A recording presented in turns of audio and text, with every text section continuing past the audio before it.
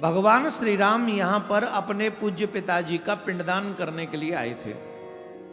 आचार्य गणों से चर्चा की, आचार्यों से चर्चा की तो लक्ष्मण को भेजा कि जाओ सामग्री एकत्रित करो। सामग्री एकत्रित होने में विलंब हुआ, शुभ मुहूर्त कम ही समय के लिए रहा होगा।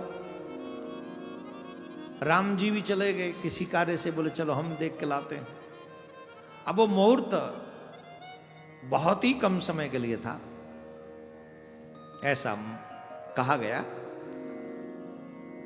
उस समय पंडित जी ने कहा और सीता मैया ने कहा कि आप पूजा प्रारंभ कीजिए, हम पूजा करते हैं, तब तक आ जाएंगे राघवेंद्र सरकार हमारे पतिदेव।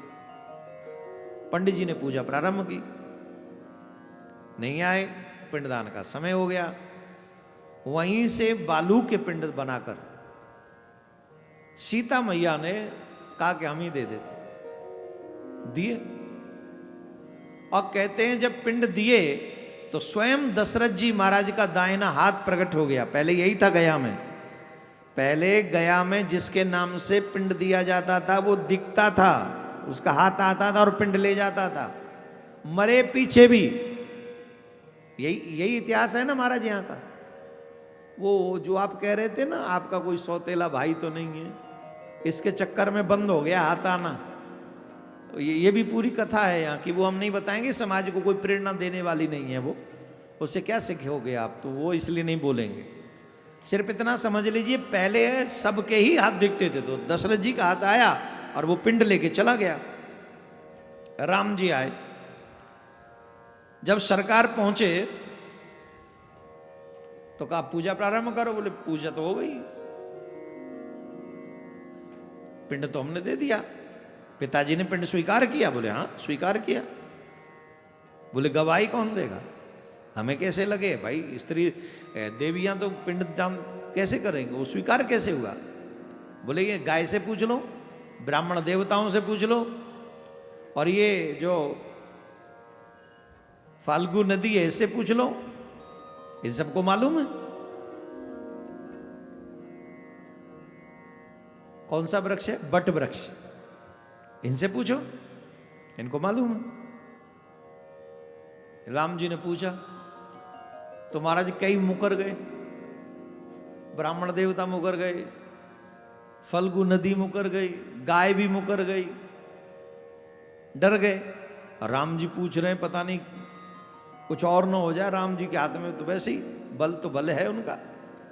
गाय ने भी कहा मैं तो नहीं पता, ब्राह्मण देव बोले नहीं पता, फल्गु नदी बोली नहीं पता। सीता मां को क्रोध आ गया, तुम लोगों के सामने सब हुआ और तुम सब देखे, और देखने के बाद भी तुम झूठ बोल रहे हो। साफ दे दिया, ब्राह्मणों से को कहा कि तुम कभी संतुष्ट नहीं होगे, चाहे कोई कितनी भी दक्षिणा दे जाए तुम्हें। गाय से कहा कि तेरा मुख कभी अब पूजनीय नहीं रहेगा, कलयुग में आने के बाद तुझे अभक्ष भी भक्ष करना पड़ेगा। ये साफ दे दिया सीता मां ने। और फल्गु नदी से कहा कि हमेशा नदियां ऊपर बहती है ना, अब तू नदी बन के ऊपर नहीं नीचे बहेगी, तू दिखेगी नहीं किसी को, ये साफ दे दिया। लेकिन बड़ वृक्ष को कहा कि तुमने अकेले ने मेरा साथ दिया है। उन्होंने कहा था कि नहीं मैंने देखा, इसलिए मैं तुम्हें आशीर्वाद देती हूं, जो भी सौभाग्यवती देवियां बट वृक्ष की पूजा करेंगी उनका सुहाग हमेशा दीर्घायु रहेगा, उनको सुख संपत्ति मिलती रहेगी। इसीलिए मैं आपको एक और बहुत अच्छी बात बता दूं, पितृपक्ष में जो लोग अपने हाथों से बट का वृक्ष लगाते हैं उससे पितृ बहुत प्रसन्न होते हैं और बहुत आशीर्वाद देते हैं। इन पितृपक्ष में अगर कोई बट का वृक्ष लगाए तो जितने भी लोग अगर मुझे सुन रहे हैं यूट्यूब पे, आपसे एक ही आग्रह है, अपने पितरों के लिए सामूहिक जगह पे लगाएं, घर में नहीं। घर में बट वृक्ष तो वो तो फैलता ही चला जाएगा, तो मुश्किल हो जाएगी। सामूहिक जगह पे जहाँ कहीं पार्क होते हैं या रास्ते होते हैं, ऐसी जगह पे अगर आप बट वृक्ष को लगा दें, फिर उसे पालें, उसकी देखभाल भी करें, से लगा के भूल ही ना जाए।